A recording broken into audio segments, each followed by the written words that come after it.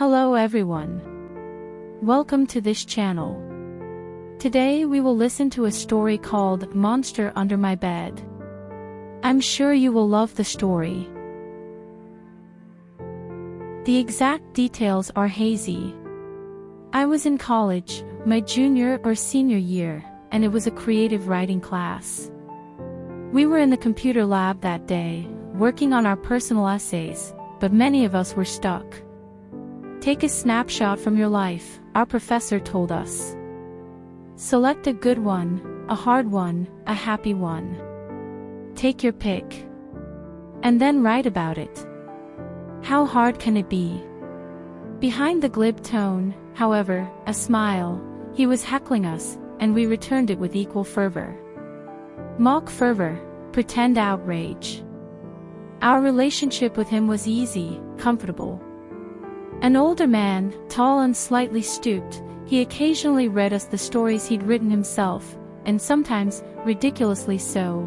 Now that I think back on it, he'd pass them out for us to read, giant stacks of them, with the option of censored copies, black Sharpie streaked across whole paragraphs, and uncensored ones, rife with, I can't remember, exactly.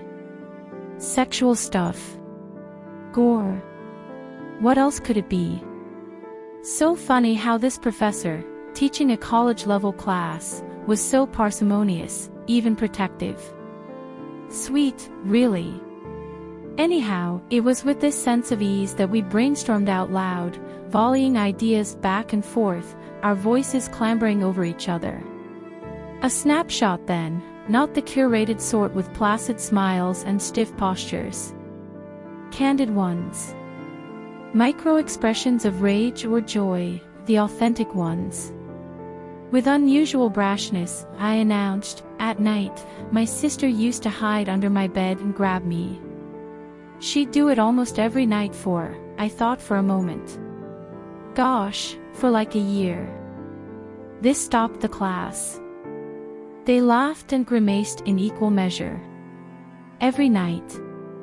Yes, I said, laughing with them. Almost every night. I'm not exaggerating. They asked the obvious question, but wouldn't I expect it, night after night? I kept my tone light, but the attention made me feel warm, flushed. It wasn't only under my bed. She'd cram herself into my side table. Like really contort herself. Or she'd hide behind the clothes hanging in my closet. She once even tried to hide under my mattress, but she couldn't manage it. But why? They asked. She loved to scare me. It made her laugh. And it always worked. I'd scream every time. I'd check, of course. I'd look under my bed, but I swear, I couldn't see her. And then, my hands reached up and clenched into fists, she'd grab me. That's crazy, someone said. Your sister was messed up. And then we moved on. I wrote my essay, and inspired by such a receptive audience, I titled it Monster Under My Bed. A facetious title, as it was all in jest. A prank on a younger sister, an endless loop until she tired of it. But why now, all these years later, sitting at my computer on a random Saturday afternoon, was I thinking about it now? Why did this memory awaken and move through the corridors of my mind, crystallizing into this thought, that my sister, hiding under my bed, night after night, was indeed messed up? What provoked it, benign as it was, said by someone I can't remember, a singular discombobulated voice. Because my sister wasn't the type to be messed up, such a thing was inconceivable. In fact, she was now a proper mom of 3. If only my creative writing class could see her now. In fact, they could see her now, in real time. She had, to date, 354,000 followers on her Instagram and even more on the mothership, YouTube. Or was it the other way around?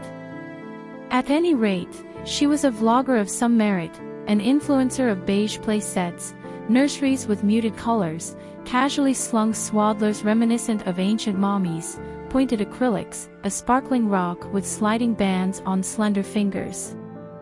Her husband was a dentist, a decent guy, devoted to college football and beer-soaked bratwurst.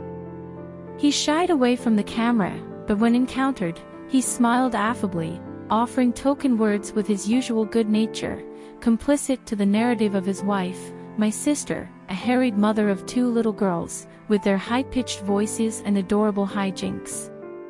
And yet, on their vlog, Baby Moon in Hawaii, he was, in my opinion, from the 8 years I'd known him, rather disingenuous. He didn't seem the type to, well, hold the camera, only an arm visible, wearing a white linen shirt, when had he ever worn linen, and my sister, gingerly stepping over rocks, a wispy sheath of white dress, hair flowing behind her, reaching for him, hand extended, laughing, her mouth wide open, rapturously happy. A filter which made it soft around the edges, plaintive music in the background, John Mayer, or perhaps Michael Bublé, a husky croon. The baby moon was 7 months ago, the baby having since been delivered. A boy. The vlog, gender reveal, was quite the to-do. You can see me, there in the background, rounder in width than my sister's tight drum of a belly. I was wearing dark jeans and a sensible blouse. She was wearing a dress of indiscriminate color, a sort of urine-colored prairie dress with a simple baby blue headband, a wink to the viewers of what she really desired. She didn't care, of course, they both didn't care, but she'd lean into the camera and whisper intimately to her best friends, aka her viewers, that she really hoped it was a boy.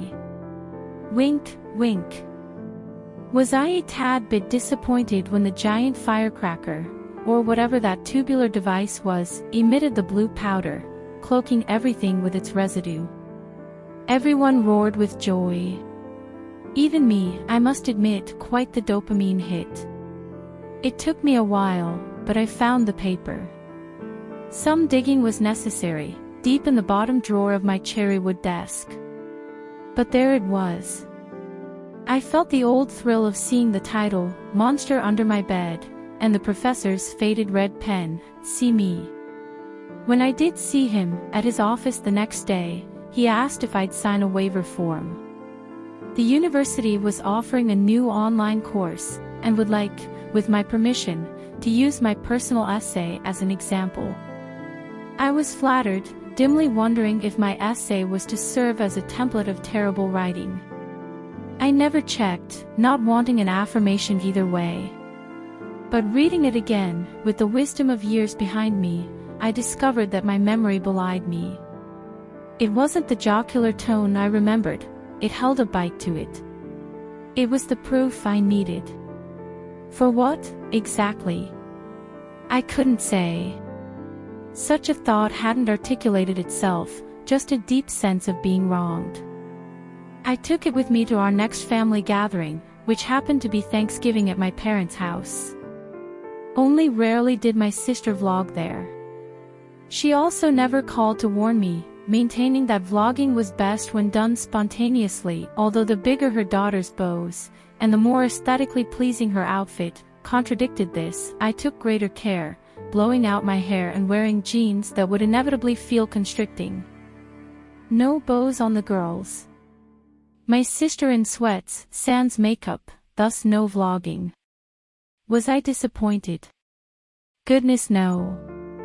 I felt miffed, however, as, once again, it would have been nice to have known beforehand. It was useless to ask my mom, as she took the attitude of come what may. She never cared if the house was messy or how frumpy she looked. I don't think she ever watched the vlogs. The air felt heavy with the smells of turkey, oily and pungent. And there was my sister, sitting on the couch, tiredly nursing her baby. Ben was happily watching football with my dad. He looked relaxed, his scruff longer than what was normally deemed acceptable. Sitting next to her, I found with increasing annoyance that I could not catch her attention. Every time I started a conversation, she'd half-heartedly listen, and then, Emmeline. Don't touch your sister. Or, Addie, go grab the diaper bag for mommy. And so on. Finally, after dinner, when my mom offered to give the girls their bath, and during another round of nursing, I thrust it at her. "I wrote this about you." "What is this?" She looked at it dubiously. "You wrote about me." I tried to sound casual. "I just found it going through my things. I wrote it back in college. I couldn't help myself." I added, "It was published, you know." Ah, what a simpering fool I was. To downplay such hubris, I quickly said, "Obviously, it was forever ago." Not even true. Was an online publication for educational purposes considered published? Hardly a matter to equivocate, as she didn't take notice. What was being published, even to a top literary magazine, in comparison to the shiny jewel of social media? "But why did you write about me?" She took the baby off her nipple, red and shiny, before covering herself laconically, "In my opinion." I'd have been mortified. "Just read it," I demanded, which made her look at me in surprise. I grabbed her warm loaf of a baby before she could protest. "I'll burp him." She eyed me warily at my fumbling attempts of holding him over my shoulder. "No," she said, "not like that," and then a tutorial followed, his body hunched over, his face settling into his multiple chins, staccato-like pats against his back. I gestured for her to read, and with a sigh she complied, her face slightly pinched. And when she was done, she put the paper face down onto her lap. "It was messed up, right?" I said, echoing my classmate, this voice of validation. "Hiding under the bed like that?" "Yes, Anna," she replied, in a clipped tone. "It was." She regarded me evenly. Bravely I stared back at her. I felt triumphant. My face must have glowed. She removed the paper from her lap and set it onto the coffee table, and then gestured for me to hand back the baby. With expert deftness, she leaned him forward and patted his back with such efficient swiftness, he promptly belched, loud and reproachful. A viscous bubble grew from his puckered mouth. We both watched until it popped. "So then why did you do it?" I pressed. My voice held a challenge. Now that I had an admission, I wanted more, atonement, frustration. But truly, a simple apology would have sufficed. To my astonishment, she asked primly, "What did I do?" She used a baby cloth to wipe at his mouth, the popped bubble now forming a drool down his chin. "Hiding under my bed and scaring me like that. It was weird, right?" My voice grew in provocation. "And remember, you'd hide in other places, too." "Well, that's exactly what I want to know, Anna." She let the sentence hang for a moment. "Because it was you who scared me." This I wasn't expecting. My body surged with sudden heat. I wanted to strike her.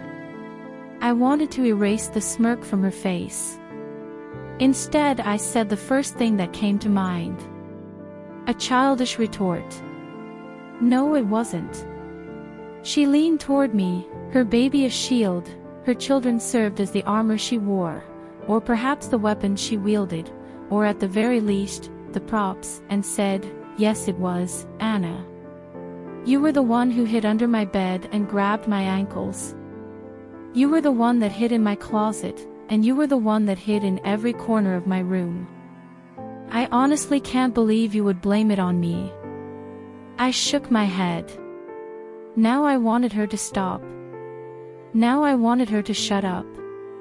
The audacity. This was gaslighting of the worst order. She overused that word on her vlog. So-and-so was gaslighting me, but I'm too clever, I know my truth, I have my voice. My thoughts skittered. Where was Ben? He'd gone to get diaper cream, my dad was snoring in the living room, My mom, by the sound of it, had finished the bath. The rush of running water through the pipes overhead had stopped. She continued, "It scarred me. I'm serious. Even now, when I go to hotels, I have to run and then leap onto the bed, so I don't get too close.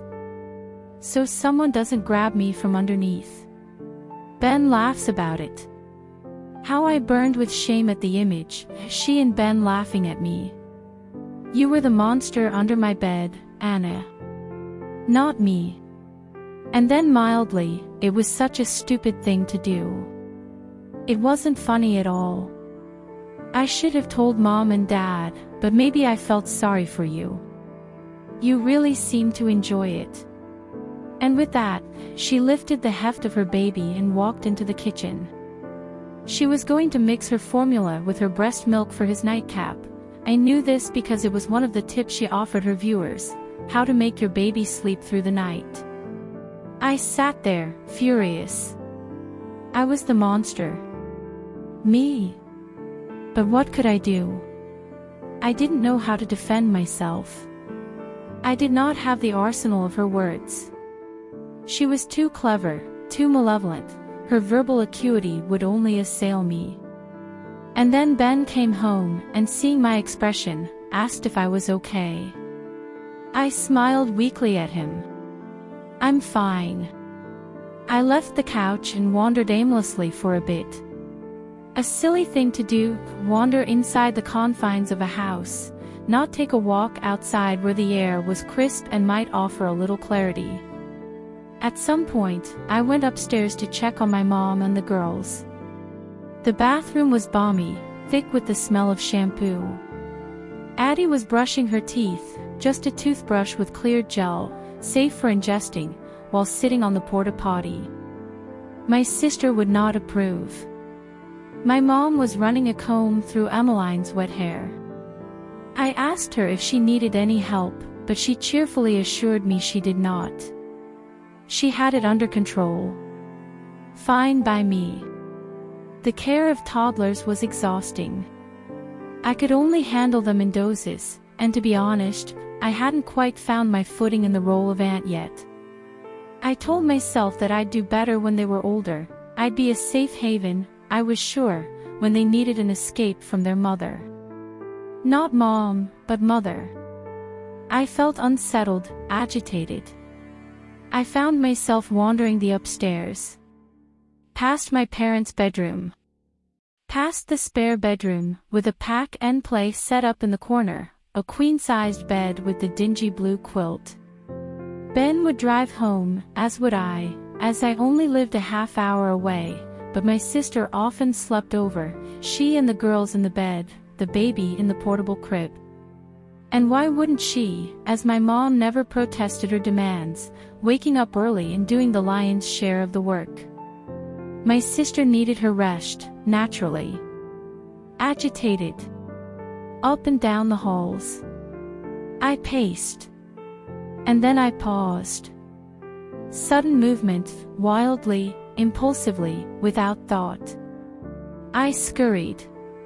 I slithered. It was tight, tighter than before. Before. I pressed my face into the carpet to muffle my laughs. Yes. Yes. Smell cannot betray memory.